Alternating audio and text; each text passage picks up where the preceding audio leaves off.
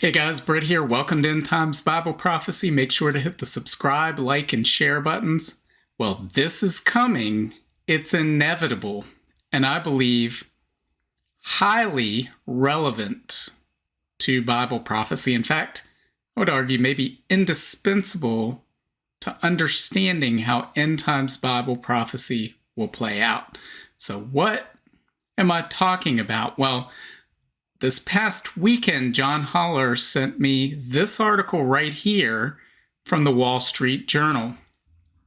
It states, drone swarms are about to change the balance of military power. And we've talked about this numerous times. It almost feels like we talk about this just about every video.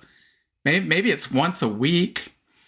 But this is a big story that I think is been underreported in the mainstream media for a long time. They're starting to catch on. And I say starting because we read this, they say, drone swarms are about to change the balance of military power. Correction, drone swarms already have changed the balance of military power. Evidence is found right here. Let's look at this tweet. It says, this is a dramatic picture for history books. Bookmark it. No liquefied natural gas tankers in the Red Sea, Suez Canal, nor in the Gulf of Aden. We click on that, this shows the tracking of all those LNG tankers, and look, this is one of the most important shipping corridors in the entire world. Somewhere between 12 and 15% of world trade travels through the shipping lane, and it is empty right now. Why is that? Well, I would argue that the reason for that is because drone swarms have already changed the military balance of power. They clearly have. I mean, Operation Prosperity Guardian, which was launched by the United States and its allies back in December, that was over 3 months ago that was launched. And at the time, we stated on this channel, it will not succeed in stopping these attacks because these conventional capabilities, the deterrent capability of conventional naval assets, is gone. Now, the nuclear deterrent capability is still there. Frankly, that's the only thing that keeps World War III from breaking out right now. Unfortunately, that's going to go away sometime in the future. Exactly how long between now and then, I don't know. But the conventional deterrent capability of the U.S. Navy and all navies using conventional warfare, that's gone. And drones, even in their rudimentary early stages, are dominating the battlefield. This says, today's battlefields, drones are a manageable threat. Well, yes, from the standpoint that we haven't seen one of these naval assets in the Operation Prosperity Guardian coalition sunk, right? They haven't been destroyed by these drones. Hopefully, we will not see that. So they've been able to shoot down a bunch of these things and prevent that from happening. But again, this doesn't look like a manageable threat right here.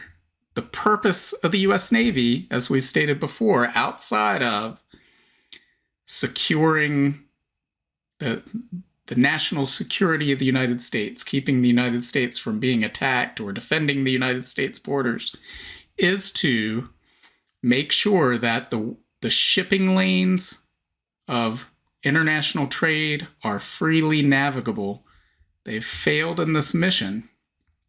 And again, I don't think that it's because of weak leadership in the White House, although we do have that. I think it's simply because the technology has shifted. This says when hundreds of them can be harnessed to AI technology, they will become a tool of conquest. And I think that's only somewhat right. And we're going to talk about that as we go through some of this. But here they start out talking about what's going on, how these have been deployed on the battlefield. But this is the part that I found most interesting when they draw parallels in history, because this helps visualize and illustrate what we're dealing with. This says this would not be the first time that a low-cost technology and a new conception of warfare combined to supplant high-cost technologies based on old ways. History is littered with similar stories. A favorite comes from the time of Alexander the Great. His conquests are as much a technological story as a political one. When Alexander's army stepped onto the battlefield, it was not only with a new technology, the sarissa, a 16-foot spear, but also with a new conception of how to use that weapon in tight, impregnable phalanxes.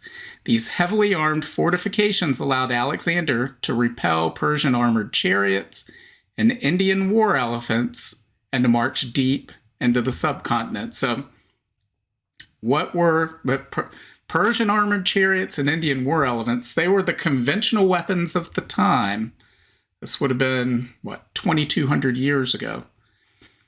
And here's what Alexander did. He had these sarissas, so these long spears, and he deployed them in these formations called the phalanx. And it was basically an ancient form of a tank as these things would move in. And we later saw the Romans adapt something similar where that was even more powerful with shields.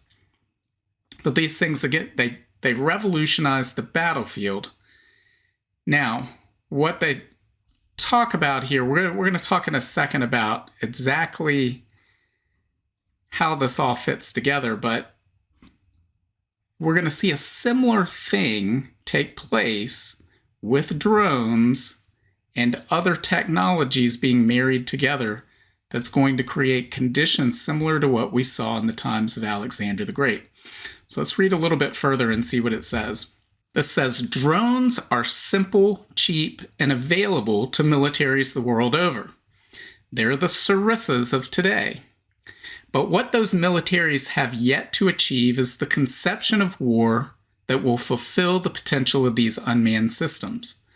Much as the sarissa changed the face of warfare 2,000 years ago when employed in a phalanx of well-trained soldiers, the drone will change the face of warfare when employed in swarms directed by AI. This moment hasn't yet arrived, but it is rushing to meet us. If we're not prepared, these new technologies deployed at scale could shift the global balance of military power. And here's where I would take exception with what they're saying. First off, it's not could, it is decisively, unequivocally will shift the global balance of military power. Not in the way that we just talked about with obviously the Red Sea, but we're talking about ability to dominate and conquer the globe in the same way that Alexander conquered his rivals. But as they note, it's when deployed at scale. And that's the key that I think they're missing in this article. So if we go back to their illustration here, if these sarissas represent modern day drones, if the drones of today are indicative of these sarissas, then the ability to put them in formation in the form of a swarm directed at your enemies is the equivalent of AI directing those drones, or the phalanx directing those sarissas. But I would point out, as they said, at scale. So if you had one of these, and let's say you had one drone swarm, well, once it's destroyed, that's it. It's no longer a threat. I doubt that one drone swarm could conquer the whole planet. But what happens when you're able to multiply this, the modern day equivalent of drone swarms, by 10, 100, 1,000, 10,000, a million? Then you're able to conquer at will. And that's when we get to what will bring these technologies to scale. And I believe it's not AI. AI will play a role in achieving the breakthroughs that help bring this to scale, but it's really going to be molecular manufacturing, or people might call it atomically precise manufacturing. And when that occurs, that will enable the rollout and the deployment of millions and billions and trillions. And many people think I'm crazy when I say that, but I don't think so, of drones very affordably in ways that they can't now. Now they say, hey, look, this $20,000 drone took down, they had to use this $2 million missile to take it out. And that's definitely making an impact on the battlefield. But what happens when that $20,000 drone becomes a 20-cent drone or a 2-cent drone? Then you're able to deploy vast numbers in the battlefield. That's when all of this tilts. That's when we see MAD overturned, mutual assured destruction, because again, you have a drone swarm that's a threat against conventional weapons. That could overwhelm one of these naval assets in Operation Prosperity Guardian, because again, there's only so many missiles, there's only so many munitions on these ships to defend themselves. What happens if you send 5,000 drones at once? Well, some are going to get through. That's just a fact. So, but that doesn't stop the threat of nuclear weapons being deployed from a submarine that you have no idea where it is in the world. So that nuclear deterrent is still there. The conventional deterrent has disappeared. When you see these technologies deployed at scale, then that's when everything will change. So let's see what else we have here. We have the future of warfare won't be decided by weapon systems, but by systems of weapons, and those systems will cost less. That's what we're just talking about. Many of them already exist, whether they're the Shahed drones attacking shipping in the Gulf of Aden, or the Switchblade drones destroying Russian tanks in the Donbass, or smart seaborne mines around Taiwan. What doesn't exist yet are the AI-directed systems that will allow a nation to take unmanned warfare to scale. But they're coming. And again, it's not the AI systems that will allow that to come to scale. It is molecular manufacturing that will allow that to come to scale. Now, the AI systems will be able to direct the swarms and will make the swarms decentralized in a way that we haven't quite seen on the battlefield yet. It will make them adaptable. They will be able to learn on the battlefield, and they will become formidable adversaries. So let's see what else this says. It says, a few Shahed drones are mostly a hassle, easily swatted from the sky except in the rare case when they score a lucky hit. They are best at blinding radars, disrupting communications, and attacking small numbers of troops, as they did tragically in Jordan. But dozens or hundreds of drones and AI-directed swarms will have the capacity to overwhelm defenses and destroy even advanced platforms. Nations that depend on large, expensive systems like aircraft carriers, stealth aircraft, or even battle tanks could find themselves vulnerable against an adversary who deploys a variety of low-cost, easily dispersed, and long-range unmanned weapons. And guys, this is the concern we've been talking about for quite some time now with U.S. naval assets and these Operation Prosperity Guardian assets that are in the Red Sea. Do we wake up one day to find that one of those has been overwhelmed by a swarm of these drones? Not, a swarm of millions, but a swarm of 50 or 500. This is really set up for, a modern day Pearl Harbor, where in this case, it's not necessarily that we're asleep at the wheel, but more that the technology has shifted, and that has changed how warfare is conducted. And the United States And much of the world are still deploying these old weapons. We saw this in World War I, even in World War II. A lot of people don't realize in World War II, they think everything was mechanized, but they were still using horses and carts to take a lot of supplies to the front lines, and especially the early part of World War II. And so, we're seeing these weapons that won the last war still in the battlefield for the next war, and they're being surpassed. And so, we're seeing things like this: Ukrainian drone attacks on Russian oil refineries. We talked in a previous video about in 2019, there was an attack on oil fields and oil processing facilities in Saudi Arabia by drones.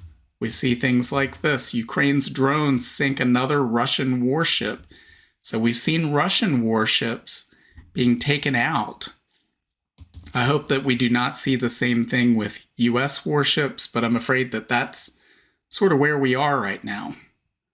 So, and looking at this article and looking at, they have this image here. John Holler, one of the questions he had, and I know he's brought this up before on Tom Hughes' program in the past, but is this what we're seeing here, what we read about here in Ezekiel 38, verse 9? This is referencing the Gog of Magog war and this Gog of Magog coalition that comes against Israel in the last days and attempts to overwhelm Israel. And it says, "You and all your allies, a vast and awesome army, will roll down on them like a storm and cover the land like a cloud."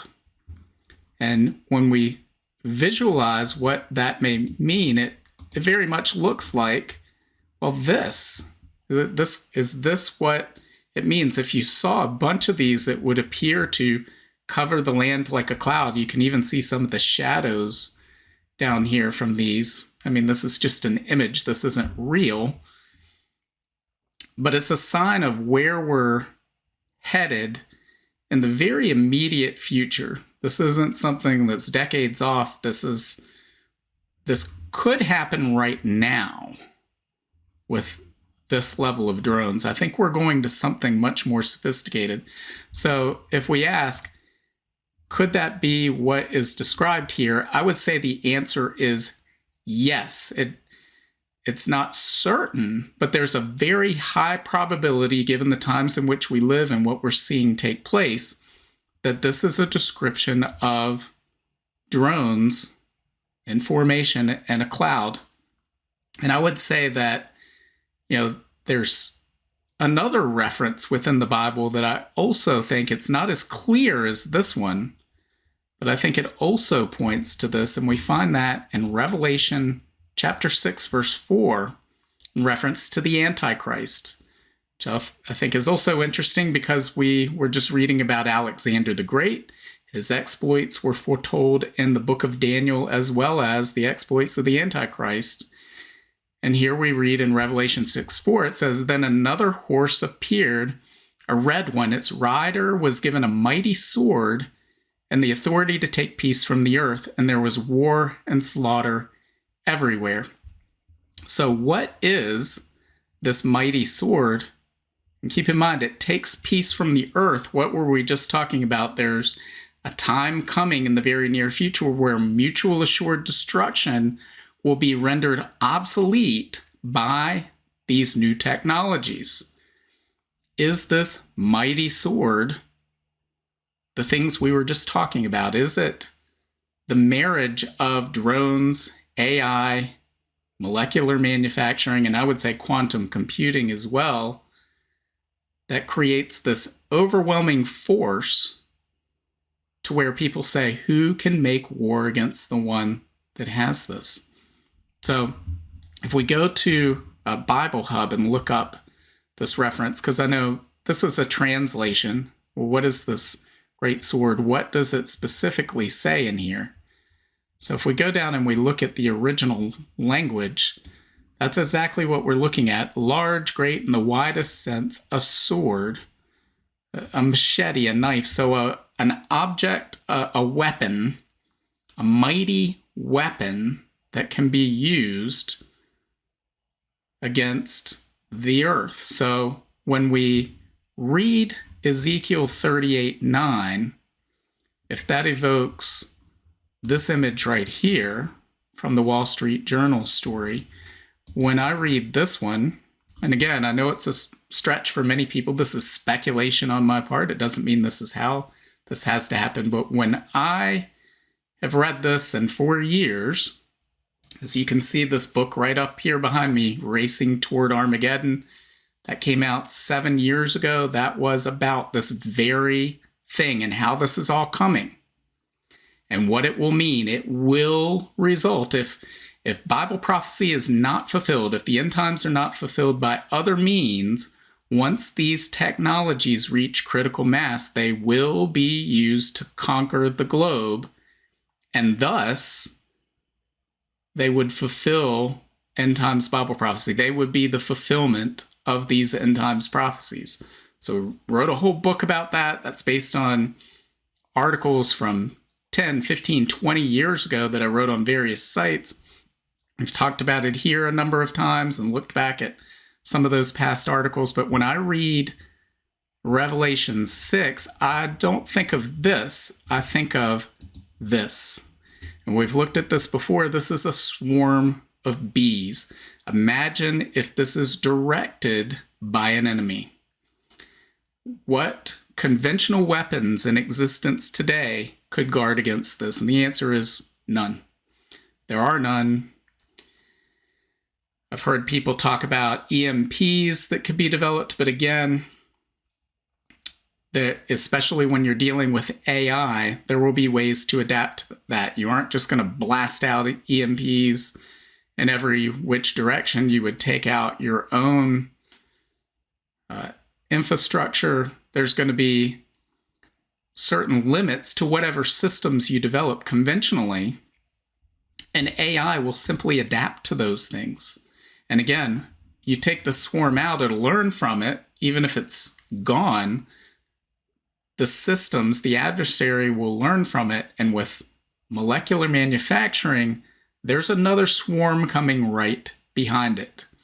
However many swarms are needed to achieve the military objective will be coming. And so, again, we go back to this article, and when you read down to the end, it gets interesting. This quote they have in the last sentence, it says, "The ancient historian Plutarch reminds us how that campaign ended. When Alexander saw the breadth of his domain, he wept, for there were no more worlds to conquer." And of course, we know that he didn't conquer the entire globe, but he conquered the known world of his time by the age of 30. I believe the Antichrist will use technologies similar to what we've just been talking about to conquer the entire globe. The Bible is clear that he will conquer the entire globe. And guys, that should give us pause because, well, Jesus said, Matthew 24, Mark 13, Luke 21, when you begin to see all these things take place, know that I'm near, I'm right at the door. Guys, we're seeing the setup right now, technologically. Aside from all the other signs, there's so many biblical signs pointing to the nearness of the tribulation period. Of course, the second coming of Jesus at the end of that tribulation period. I believe the Bible teaches the rapture of the church takes place before that 7-year tribulation period. So that means that's even closer. But this alone should give you pause because here we're talking about mutual assured destruction coming to an end. This idea, this conventional wisdom that people have had since the end of World War II, that, oh, there will be no World War III. There won't be any sort of war between major powers because it'll lead to the complete annihilation of mankind through nuclear weapons and weapons of mass destruction. But we pointed out in past videos, and I think this makes it clear as well, that time is also becoming obsolete. It wasn't that long ago, probably about 4 months ago, that most people would have said, some rebels in Yemen can't shut down the world's largest shipping lane, especially if the United States Navy and all of its allies are aligned against those rebels. No way. That's what we've seen. Guys, something similar is coming on a global basis. This is why Vladimir Putin said back in 2017 in reference to AI, whoever controls this, whoever dominates this area will rule the world. So whoever quickly adapts these technologies as they reach critical mass in the same way that Alexander the Great adapted the technologies of his time, that person will conquer the globe in the same way that Alexander the Great conquered the known world of his time. So guys, we're in that time period. That's why we're saying we should be watching all of these things, because we're seeing one thing after another. So we should be taking advantage of every moment we have, every day we have, to spread the good news of Jesus Christ, to tell everybody you see about the hope, the joy, and the peace you have in Jesus Christ, especially as they see these things start to take place. Many people, they're going to have their world shaken. They're going to be worried. And when they see the peace that you have because you have built your life on Christ, the solid rock that cannot be moved by the storms of this world, that will be a testimony to them and maybe change somebody's life as they come to Christ as a result of that. So make sure that you're sharing the good news, you're sharing your testimony with as many people as possible. As what do you think? Maybe I don't know what I'm talking about. Maybe this is just a swarm of bees and it will never be anything but that. Or maybe this is the future of warfare and it's coming a lot sooner than many people think. So let me know your comments. Leave your comments below. Make sure to hit the like, share, and subscribe buttons. And God willing, I will see you on Friday. Bye. If you want to learn more about the end times and Bible prophecy, make sure to sign up for my free monthly newsletter and get your copy of my free ebook, 7 Signs of the End Times. Just follow the link in the description to get your free book. Also, make sure to check out all of my books. Just look up Britt on Amazon, Barnes & Noble, Apple iBooks, Google Books, Kobo, or anywhere books are sold. Thanks for watching today, and until next time, keep your eyes fixed on Jesus, the author and perfecter of our faith.